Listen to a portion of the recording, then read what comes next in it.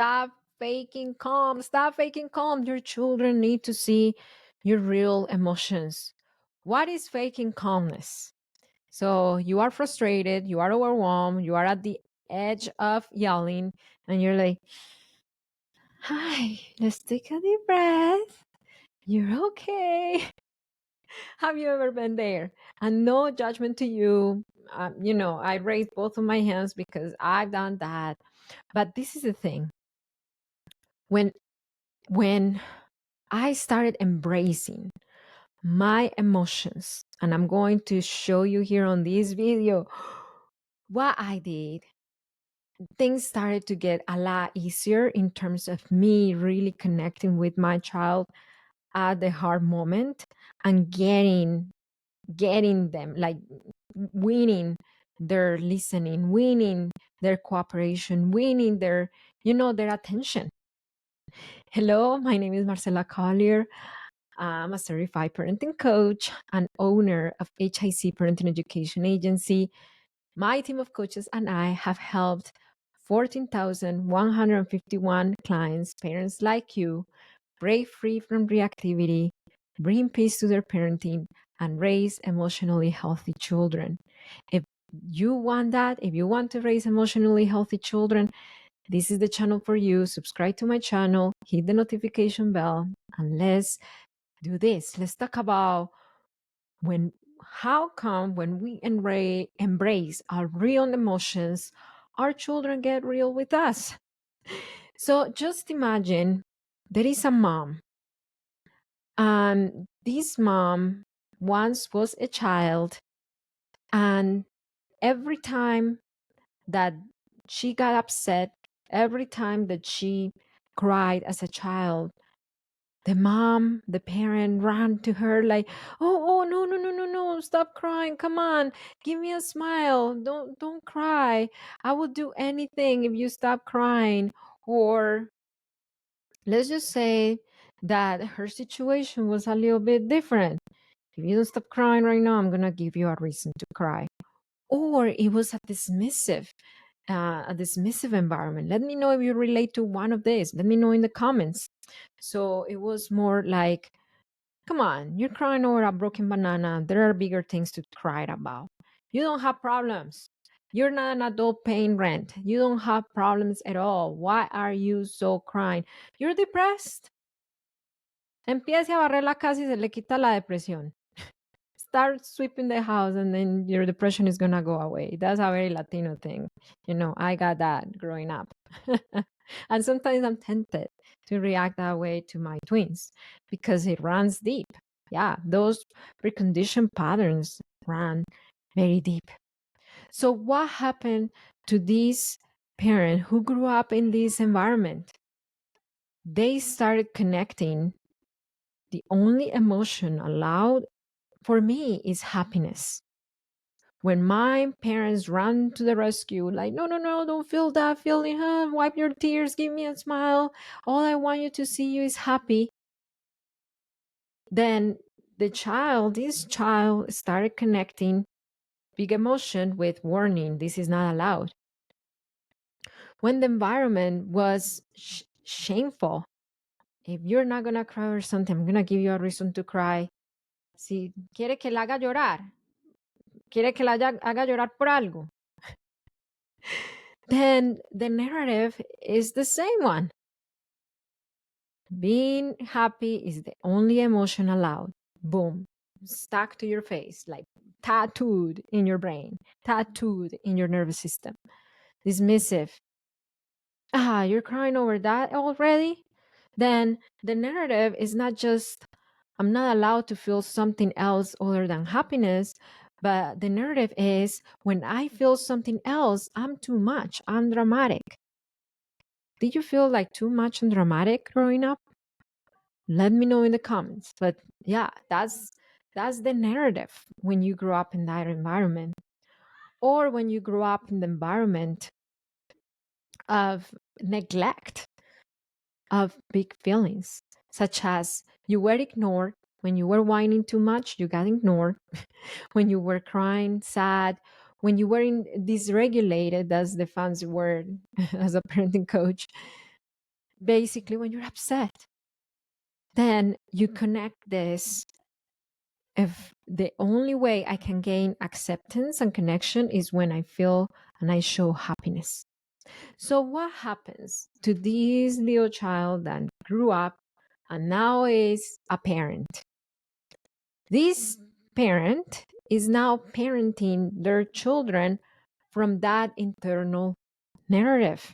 So when they feel other things than happiness, when they feel frustrated, upset, angry, overwhelmed, they gaslight themselves and they say things such as, Marcela, is not a big deal. They're just kids. Don't get angry. And that was a client that came to me asking me, but tell me, please tell me, how don't I get triggered? And I felt a lot of compassion. And I just almost wanted to go through the screen, hug her and tell her, it's okay to feel all those things that you're feeling. I want to go through the screen right now and hug you and tell you it's okay to feel all the hard emotions that you're feeling. They're valid. They're okay. You're allowed to cry. If you're crying right now, cry. You're allowed to cry. It's okay to feel sad. It's okay to feel frustrated when your kids tell you no. You are valid. Your feelings matter. It's okay to feel resentful towards your spouse because they don't parent the same way that you do. Those big feelings matter. And if there are tears running down your face, they are valid. I think I went somewhere else. Me fui. Let me bring it home. So now this parent is parenting from this narrative. They're gaslighting themselves. They are hiding themselves in the bathroom so their children would not see them cry. They would fake calmness. Baby, just take a deep breath. You're okay.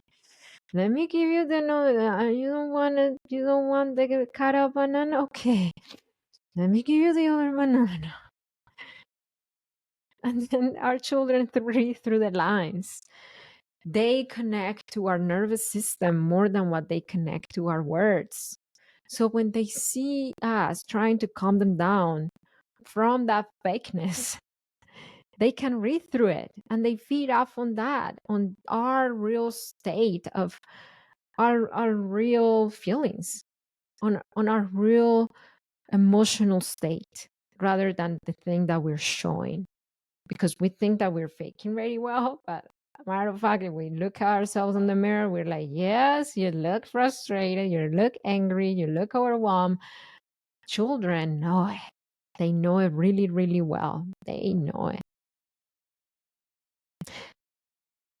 Entonces,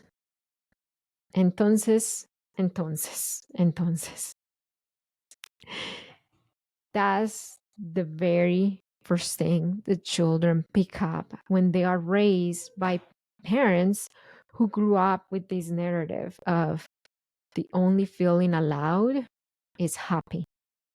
When your children see you run into the bathroom and hiding and come out and smiling, when your children see you faking calmness, when your children have never ever seen you different than happy or trying to fake happy, believe it or not, you are unconsciously repeating the same pattern and building the same internal narrative for them.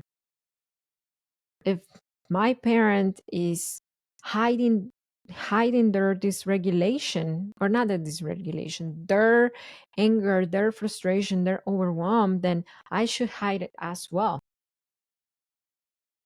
If the only thing that I see from my parent is happy, then there must be something wrong with me because I don't always feel happy. If the only thing that I see from my parent is happy, then What am I supposed to do with myself when I don't feel happy? Because I don't know how it looks like to be angry and to still be okay. I don't know how it looks like to be overwhelmed and still be okay. You are giving a beautiful gift to your children by showing your true feeling. But this is the thing, we hide our real emotions a lot of the times, and this is something that I learned just by coaching so many parents, is because we fear getting upset, because what was modeled to us was anger in adults looks very scary. So we feel scared of where we would go if we do get upset. When we start making peace with our big emotions, with our anger, and start seeing it as a feeling trying to tell us something and not just as a pulling force that is going to make us do really bad things, then we start feeling a lot more comfortable showing ourselves, showing our true selves to our kids. My children have seen me cry. My children have seen me telling them I'm sensory overwhelmed right now.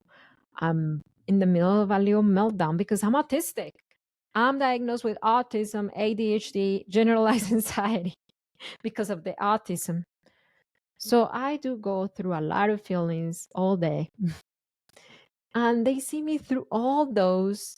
And when they are in it, they know they can be okay because they've seen me through it and winning at it. They've seen me through it and being okay at the other side.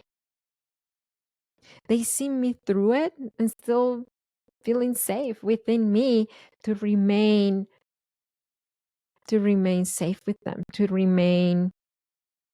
not yell and punish them and spank them,